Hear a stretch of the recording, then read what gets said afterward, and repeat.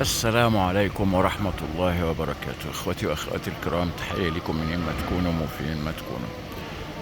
معكم احمد عبد المجيد من مدينة ليستر انجلترا في كلمتين للخير ان شاء الله. ما شبعتوش استهزاء؟ ما شبعتوش استخفاف؟ ما زهقتوش من كتر الحكام ما بيذلوكم؟ ما استكفتوش من انكم مجرد عدد ملوش لازمة غير انه يتحكم وينضرب بالكرباج؟ ما بتتكسفوش من نفسكم وانتوا بتشوفوا لجان ابن مليكة وهي طالعة تنافق وتدافع عنه وتزيف الحق وتنصر الباطل وتكذب وتدلس؟ ما زهقتوش؟ تتكسفش؟ ما زهقتش من لجان مركز اعتدال الذباب الالكتروني بتاع محمد بن سلمان؟ ما زهقتش من الذباب الالكتروني بتاع الكافر بتاع الامارات اللي اسمه ابن زايد؟ ما زهقتش يا محترم؟ ما زهقتش وانت شايف كلمة الحق بتتزيف قدام منك ليل ونهار؟ ما زهقتش وانت شايف الحق بيتقلب باطل والمظلوم بيتقهر اكتر ما هو مقهور وحقه كل يوم بيتاكل عن اليوم اللي قبل منه؟ ما زهقتوش وانتوا شايفين نفسكم من ضياع لضياع؟ ما زهقتش وانت بتسمع ان اثيوبيا عملت الملي الاولاني والملي التاني والملي التالت والملي الرابع وادى الملي الخامس جاي في السكة؟ ما زهقتش من كذب ابن مليكة عليكم كل يوم واستخفافه بيكم؟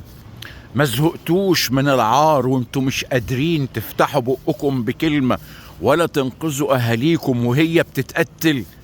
ما زهقتوش؟ مفيش واحد فيكم سأل ايمان البحر درويش فين وحصل له ايه؟ مفيش حد منكم سأل كل اللي اتكلموا على النيل خرسوهم ليه؟ مفيش حد فيكم سأل وقال العصابة اللي مكملة دي هتاخدنا فين؟ مفيش حد فيكم في يوم من الأيام استعجب وقال مش عاوز يبقى مصيري زي مصير اللي قبل مني؟ ما صعبش عليك اللي اتقتلوا في العراق؟ ما صعبش عليك اللي ماتوا في سوريا؟ ما صعبش عليك اللي ماتوا في اليمن ولا في ليبيا ولا في غيرها؟ ما صعبش عليك أي حاجة من دي؟ الله يرضى عليك. ما صعبش عليكوا أي حاجة؟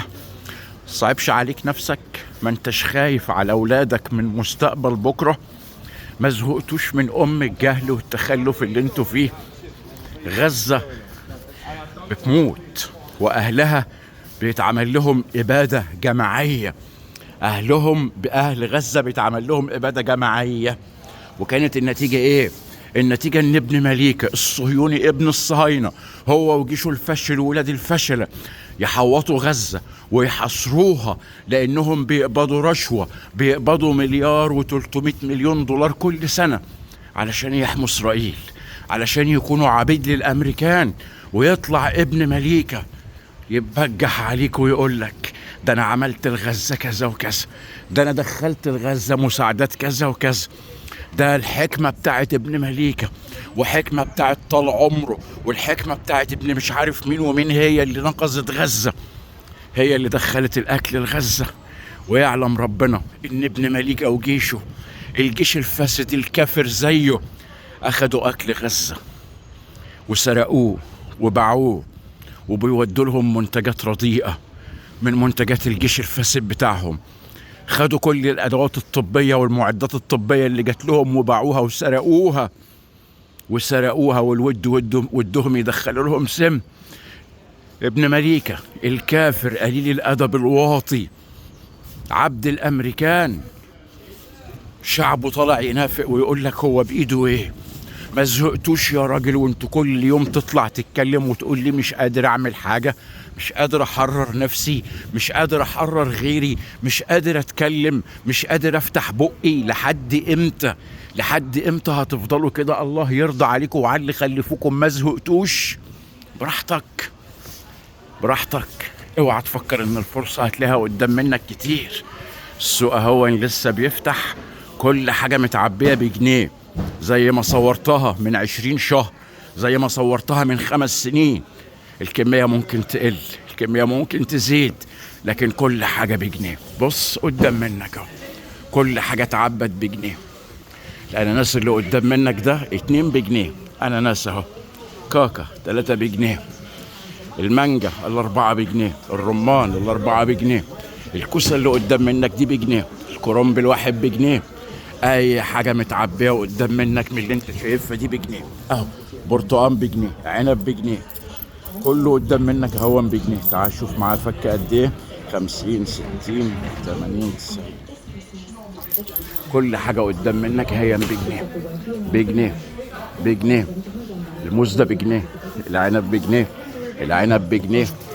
الكاكا اللي قدام منك ده 4 بجنيه بجنيه. البتنجان ده بجنيه. الطماطم دي بجنيه. القرنبيط الكيلو ب180 قرش. البروكلي نوع تاني من القرنبيط الواحدة ب80 قرش. نوع تاني هو ده غالي شوية، بيربل، اللي هو البروكلي البنفسجي. الافوكادو ال4 بجنيه. مشروم نص كيلو بجنيه. العنب قدام منك اهو، وده الجنيه اهو، جنيه. انواع خضار صيني. الجزر الكيلو بجنيه ونص. سبراوتس كرومب خواجاتي كيلو بجنيه ونص. اللفت الكيلو بجنيه. البطاطس الكولومبي الكيلو بنص، الكيلو ب2 جنيه.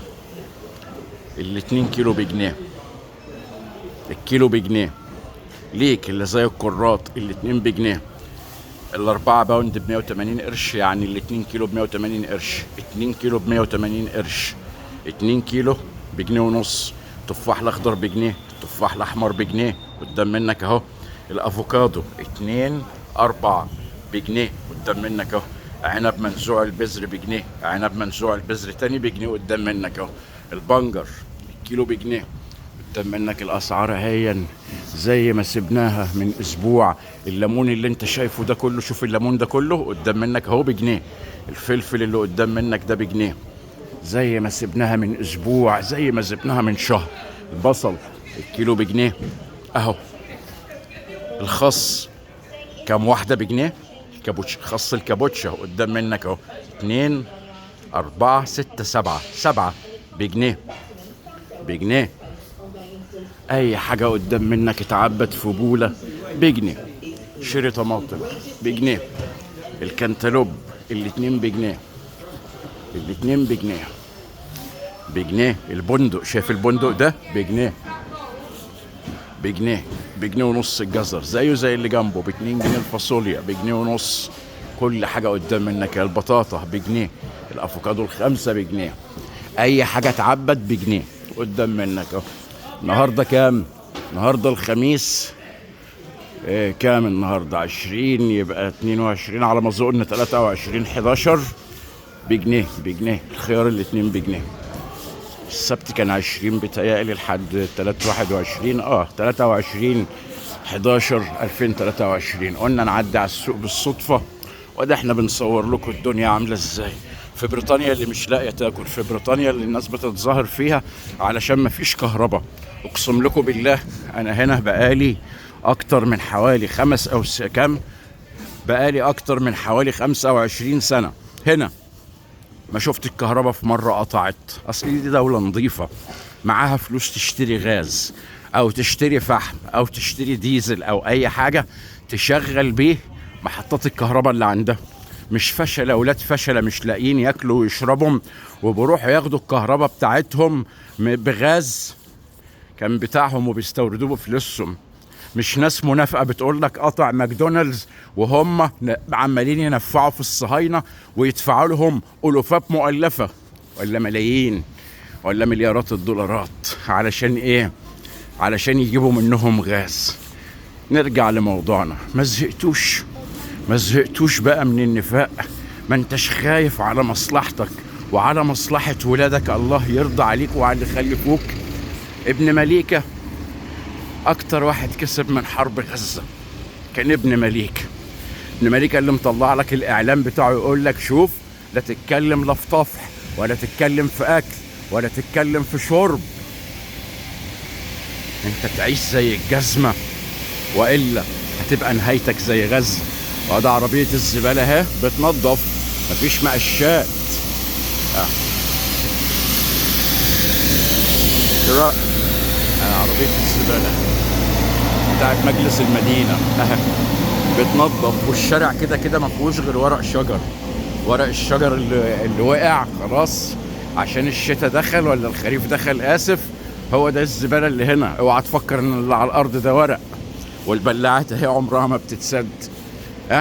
ابن مليكة هو الكسبان الوحيد، هو اللي طلع كسبان وحيد من الليلة دي كلها. مفيش لا اكل ولا فيه شرب، ولا تقول لي الدولار بقى ب50، ولا تقول لي الدولار بقى ب60، ولا تفتح بقك. كفاية قوي انك انت عايش. كفاية قوي قوي قوي ان العسكر سمحوا للي خلفوك انك انت تعيش، وإلا هنعملك زي سوريا والعراق.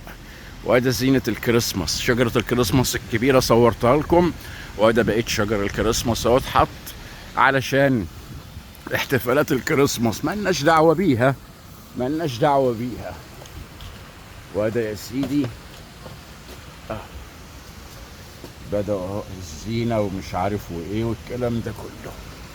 مالناش دعوة بيها ولا بنحتفل ولا لينا دعوة بيها. وهذا شجر الكريسماس اهو عشان ايه؟ الكريسماس اللي جاي. شعوب بتحتفل بكريسماس يعني. وهذا كلمة كريسماس اتكتبت اهي على كل مبنى في المدينة، والانوار دي هتشتغل يا بكرة يا بعده. كل الانوار دي هتولع هتنور. الكسبان الوحيد من موال غزة ليه ما اعرفش، ليه ما اعرفش. مش لاقي لها تفسير لحد دلوقتي غير ان ده شعب جبان، شعب جاهل. فجأة ابن مليكة ضمن الانتخابات وحط في بطنه بطيخة صيفي بعد تمثيلية المنافق طنطاوي ما خلصت. فاكرين طنطاوي؟ طنطاوي اللي ايمن نور وكل اللي حوالين منه قال لك احنا بنأيده، احنا واقفين جنب منه. اللي عبد الله الشريف حط صورة البطاقة بتاعه وقال لك انا معاه وكلهم. الكشك ده مفروض ان هو بتاع سانتا بابا نويل، اللي عايز اي طلب بيسقط له جواب هنا بتاع البوسطه اللي حاطينه له قدام منه ده اهو. وبعد كده بيجي وبيسلمهم الهدايا. بيشتروا لهم الهدايا يا سيدي. دي هيتعمل فيها عروض بعد كده. ده مفروض ان هو بيت سانتا كلوز اللي انتوا بتقولوا عليه بابا نويل. قال يعني مفروض ان هو ساكن هنا، والاطفال بتيجي تحط امنياتها، انا عايز لعبه، انا عايز مش عارف ايه. وقبل مثلا يوم معين بيتفقوا عليه بيجوا يفتحوا من الجوابات دي كلها، وصدقني بيلبوا الرغبات اللي فيها مش زي عندنا. وكل ده شجر كريسماس اهو مزروع. ربنا يسهل لهم يحتفلوا زي ما هم عايزين، ما بنحتفلش. لكم دينكم ولي دين. علشان انا اقول له ماري كريسماس يعني عيد ميلاد مقدس مجيد، انا والعياذ بالله ممكن اكفر وانا مش واخد بالي. لان العيد ده بيحتفل بعيد رب اتصلب وبمسمر واتدق وخلف، وانا رب بيقول لي قل هو الله احد. ديني كله قايم على الكلمة دي، الوحدانية لله، الالوهية لله، الربانية لله وحده. فخلي بالك يا ابن الجلف انت وهي، وانت رايح تقول له ماري كريسماس ولا حتى هابي كريسماس عليك وعلي جابوك، عليك وعلي جابوكم. عمرك شفت خواجة بيحتفل بالعيد الكبير؟ تحصلش. عمرك شفت خواجة بيحتفل بالعيد الصغير ولا بمولد النبي؟ ما بتحصلش. بس احنا علمونا قلة الادب والعلمانية. علموا المسلم يحتفل بالكريسماس ويحتفل بشم النسيم اللي هو عيد تاني ربهم صحي فيه بعد ما صلبوه، ويحتفل بالفالنتاين عيد قسيس نجس زنى بواحدة وبكرموه، والهالوين عيد الموتى اللي السعودية لسه بتحتفل بيه لحد النهاردة. الهالوين اللي ما بيقعدش الا يوم واحد لسه السعوديين بيحتفلوا بيه النهاردة. السعوديين اللي ربنا ابتلاهم بكافر من عيلة آل سلول اللي هو كانوا كلهم كفرة في كفرة. الكافر ابن الكافر معين كفرة شغالين معاه، راح يعمل لك عيد للكلاب، مهرجان للكلاب، مهرجان للكلاب. ما تعمل مهرجان للخنازير يا تركي عشان بعد كده تنزل فيه المدمن ابن المدمنين خريج مستشفى للأمراض النفسية والعقلية اللي اسمه أبو منشار.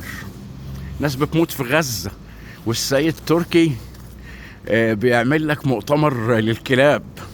وقبل منها كان مطلع الناس تهز لحمها وتفجر على مؤتمر الرياض.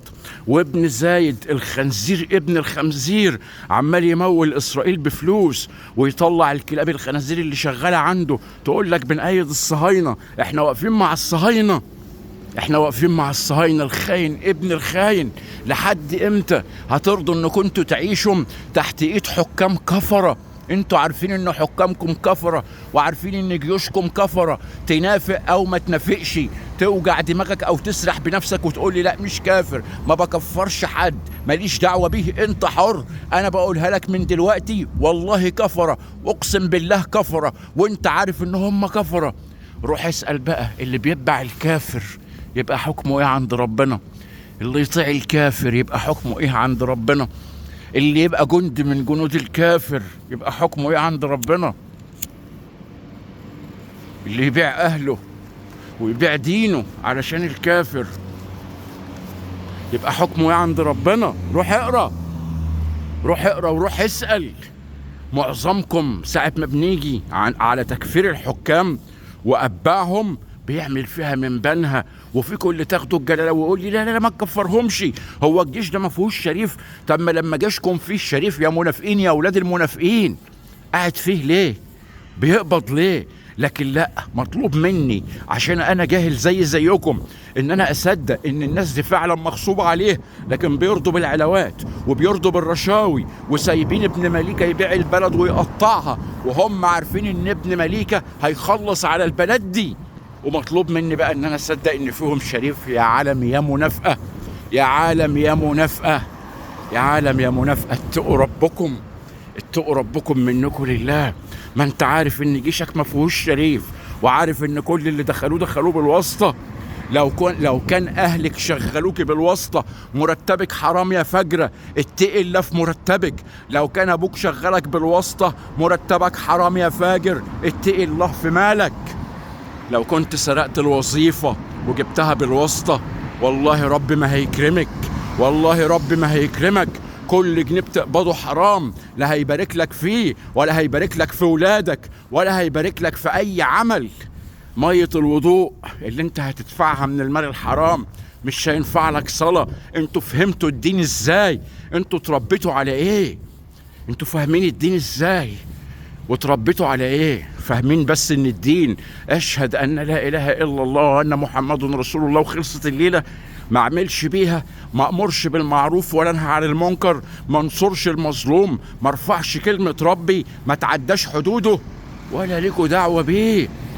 انت عايز الدين على مزاجك، الدين يحلل لك الربا ويحلل لك الرشوه، الدين اللي انت ما تعرفش فيه حاجه يا راجل غير مثنى وثلاث ورباع، الدين اللي انت ما تعرفش فيه حاجه غير للذكر ضعف الانثيين، وما فيش في نجس فيكم بيدي حتى للانثى ضعف نص اللي بياخده، اللي ربنا قال لها عليه. ما تلاقيش واحده بتاخد ورثها يا حول الله.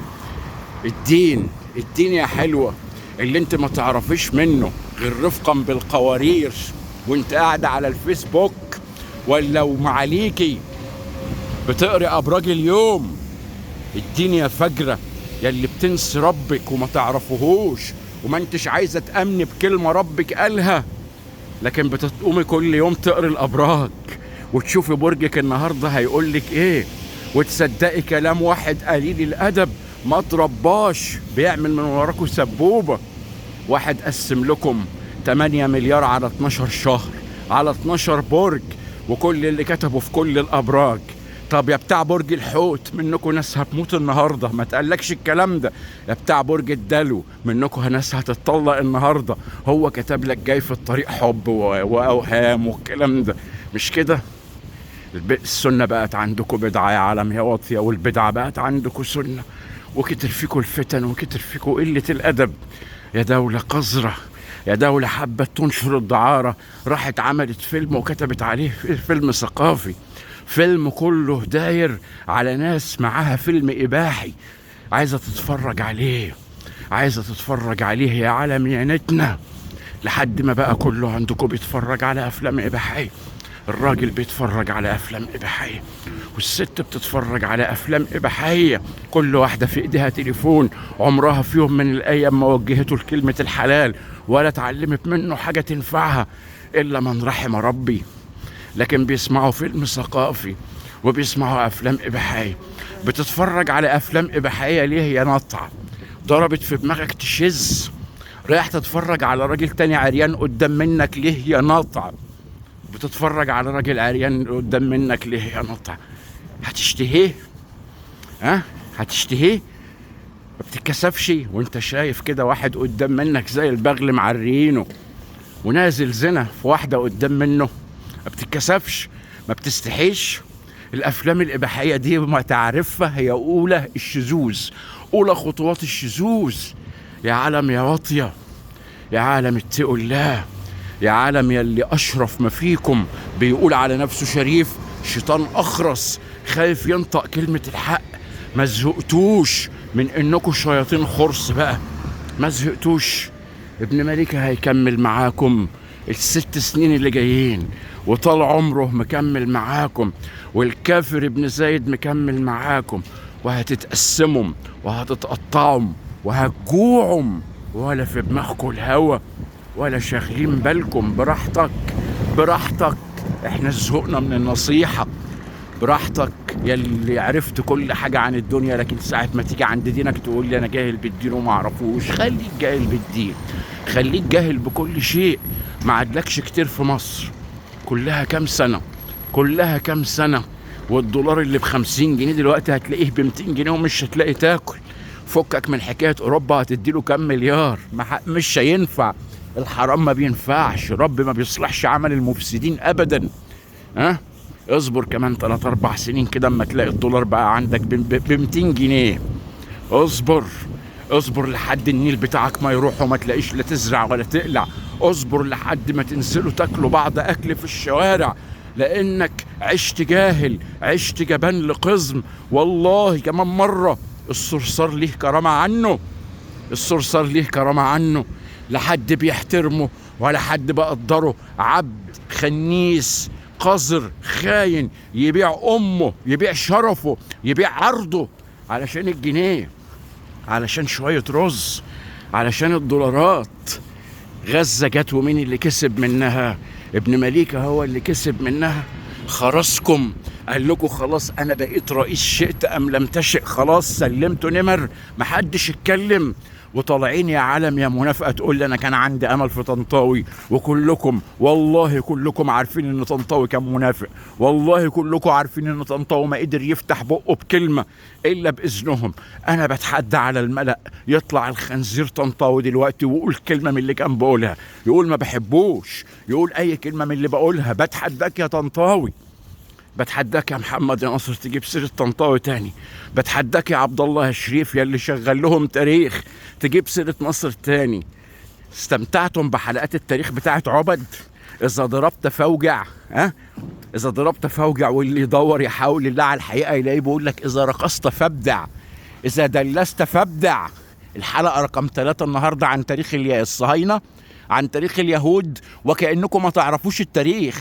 هيتجرأ عبد الله بعد كده يكلمك ويقول لك العسكري الغلبان مش اخويا واخوك، مش هتحرر نفسك الا لما العسكري الغلبان ده يغور في 60 مصيبه تاخده وتاخد اللي خلفوه. ولا هيقول عبد الله الشريف بيعمل بيزنس مع الحكومه، بيعمل ديل، بيعمل اتفاقات. انت تطلع لنا تسريب واحنا نطلع لك تسريب، انت تعمل مش عارف ايه واحنا نعمل لك مش عارف ايه، وكله بيسرح بكله. وانتوا عايزين تتسلم من قناه لقناه لقناه لقناه. فين اسامه جويش اللي كان بيتكلم على طنطاوي ليل ونهار يطلع يجيب لك سيرته دلوقتي؟ فين فين فين الناس اللي عامله نفسها شريفه من ابن مليكة اللي خلاص حط البلد وطبقها وحطها في جيبه؟ فين الناس اللي عامله شريفه من الاستكانه ومن الذل اللي انتوا عايشين فيه؟ فين مش هتلاقيهم، لان مفيش شريف، كله تمثيل في تمثيل. زي الفرعون ما بيستخف بيك وبيستهزأ بيك، كله بيستخف بيك وبيستهزأ بيك. وانت عاوز تتسلى، اتسلى براحتك. انا عارف ان كلامي ما بيعجبكش، معظمكم بيدخل يتفرج ما بيهونش عليه يحط لايك على الفيديو، وانا يا عم لا عمري طلبتها منك ولا والله عمري هطلبها منك. الناس اللي بتشتغل معانا شكرا على مجهودهم، ربنا يجعلكم في ميزان حسناتكم.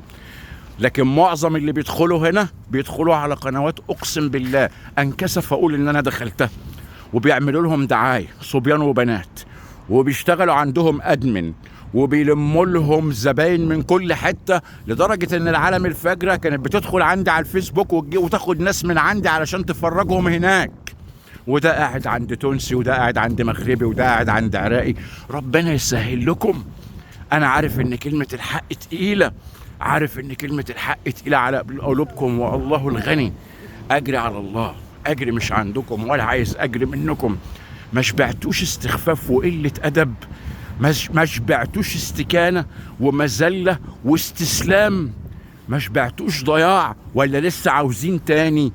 لسه عاوزين تاني؟ كلكم بتستخبوا ورا موال غزة علشان يبعدك عن الفضيحة، عن العار اللي انت فيه، وبالذات انتوا يا مصريين، لان نصيبتكوا سودة. هتقدر تمنع النسوان اللي هتنزل بالامر ترقص لابن مليكة في الشوارع؟ هتقدر تمنع المهزلة اللي جاية؟ مش هتقدر تمنع حاجة، مش هتقدر تمنع حاجة. هتقدروا يا عرب ولا اللي مسمين نفسكم مسلمين تفهموا ان الراجل اللي انتوا بتجيبوه تشغلوه ملك او الكلام ده ما هوش ربك، ما هوش ولي نعمتك، ما هوش فخامته، ما هوش عظمته، لا يسوى اي شيء اكتر من الوظيفة اللي هو واخدها؟ ولا بحكمته الدنيا بتشتي يا شعوب منافقة؟ بعقله الدنيا بتشتي. خليته ابن مليكة بيتخانق، ابن مليكة اللي واخد رشوة، بياخد عمولة، بياخد مرتب كل سنة من الامريكان علشان يحمي اسرائيل، وانتوا كلكم عارفين يا منافقين. طالع دلوقتي ياخد كريدت على قفا بتوع غزة ويقول لك انا اللي عملت، وانا اللي عملت الهدنة، وانا اللي سويت. ابو منشار اللي عمل مؤتمر ولا مهرجان للكلاب، وعمل مهرجان للرقص، وطلع الخنازير بتوعه تمنع الدعاء لفلسطين، وتمنع ان واحد يرفع علم فلسطين. قال دلوقتي طال عمره بقول لك هو اللي ساعد فلسطين. ابن زايد اللي بيساعد اسرائيل بكل ما اوتى من قوه، الله ينتقم منه، الصهيوني ابن الصهيوني. غزه جت وفضحتكم كلكم. عرفتنا مين اللي بيطبع، وعرفتنا مين الصهيوني، وعرفتنا مين الخاين، وعرفتنا مين اللي باع اهله، وكشفت كل الشعوب اللي بتقول فينا شرفة، كشفتهم وورتهم للناس، قالت لهم ما فيهمش شريف، دول كلهم شياطين خرس باعترافهم، كلهم بيقولوا مش قادرين نعمل حاجة، كلهم بيقولوا احنا مش رجالة. احنا خايفين من تركي آل شيخ، احنا خايفين من ابو منشار، احنا خايفين من العسكري اخويا اللي انا وديته التجنيد وبنافق وبقول عليها اخويا لا ينزل يبهدلني. احنا خايفين من الضابط الشريف اللي احنا بنقول عليه الشريف، لا ابن مليكة ينزل ينزله يقتلني. مش كده؟ مش هو ده اشرف ما فيكم؟ لحد امتى؟ لحد امتى هتفضلوا عايشين العيشه دي؟ لحد امتى هتضحكوا عليكم الشعوب؟ الله يخرب بيوتكم على بيت اللي خلفوكم، الله يخرب بيوتكم على بيت اللي خلفوكم. ده احنا رجعنا للعصر الحجري تاني، رجعنا لايام الجاهليه او ما قبل الجاهليه تاني. ما زادش فيكم غير النجاسه وقله الادب والزنا والفواحش والشذوذ وكل عاده وسخه. ما جادلتوش غير في الحق، ما جادلتوش الا في وجود ربنا او مش موجود، ما جادلتوش الا في احاديثه. ليه بتوع مركز اعتدال بيشتغلوا بذمه وضمير علشان سيدهم ابن سلمان، علشان سيدهم ابن سلمان بيدفع؟ ليه لجان ابن مليكة الواطيه بنت الواطيه باعت نفسها وباعت كرامتها وهو عارف ان هو هيضيع بكره؟ اصل ابن مليكة دفع وابن زايد دفع. لكن الحق يا اخي اجره عند الله، الحق يا اخي اجره عند الله. وهم مش عايزين التجاره اللي مع الله، هم عاوزين التجاره اللي بتجيب فلوس دلوقتي. ال100 جنيه اللي بيرميها له ولا ال100 ريال اللي بيرميها له الخنزير ابن الخنزير علشان ينطق. طب الحق يا ناس ما فيش حد يدافع عنه؟ لا. الدين يا ناس ما فيش حد يدافع عنه؟ الاخلاق، القيم، العلم، الجهل اللي انتوا عايشين فيه؟ لا، اصل ده ما حدش بيدفع علشانه. طب اجرك عند الله؟ لا ما اعرفش. انا عايز اجري دلوقتي، والا انا جبان، انا متخاذل، انا ما اعرفش ربنا، انا ما اعرفش اي حاجه عن الدين، وهيتفلسفوا لك للصبح العالم الواطيه. مش هتسمع منهم غير كل تسالي على الصبح العالم الواطيه، وهم لو جيت للجد ما بينافقوش غير نفسهم، واللي بيعملوه دون محدش هيدفع ثمنه غيرهم.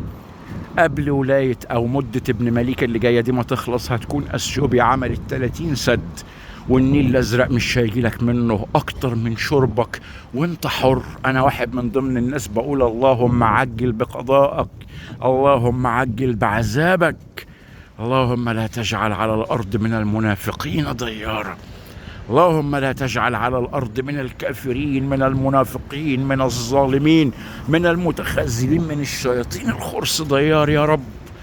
أفسدوا عبادك يا رب، وأفسدوا الأرض يا رب. الشعب المصري اللي ابن مليكة بيقول له تعالى هديك ربا بكرة كم في المية، يقفوا عليه طوابير. الشعوب اللي ضاع منها الذمة والضمير. أنا مش هلوم الحاكم، وعمري ما لومت الحاكم قبل ما لمتكوا انتوا يا اصحاب الشعب، يا اصحاب المصلحة، يا اللي بتدعوا ان كنتوا مسلمين. قبل مدة ابن مليكة اللي جاية دي ما تخلص، هيكون نيلك راح، وهيكون اقتصادك راح. هو كان طول عمره بيضحك عليك وبيسرح باللي خلفوك، ويقول لك مش مرسك، انا هيعملها سوريا والعراق، الاخوان هيعملوها سوريا والعراق. اقسم بالله انت ما بقى قدام منك وقت طويل علشان تبقى سوريا والعراق التانية. بس سوريا والعراق يشرفهم ان انتهوا بحرب، اتركعوا بحرب. انت يا خيبتها هتتركع بالبيادة، هتموت في صمت، مش هتقدر تفتح بقك. ربنا يقويكم ويعلي همتكم ويديكوا على قد نيتكم، وما يحرمكم من الضلال والنفاق اللي انتوا فيه. وبراحتكم، براحتكم تتعلم، اتعلم، ما اتعلمتش ان شاء الله عنك ما اتعلمت يا مضحكة الامم. تتعلم، اتعلم، ما اتعلمتش ان شاء الله عنك ما اتعلمت. تنفع نفسك، تنفع ان شاء الله عنك منفعت. اللي بنتحايل عليك تعمله النهارده بمزاجك، بكره هتعمله غصب عنك. ناس كتير بتشتكي، بتقول لي الاشتراك اتلغى، القناة عليها بلاغات بما فيه الكفاية.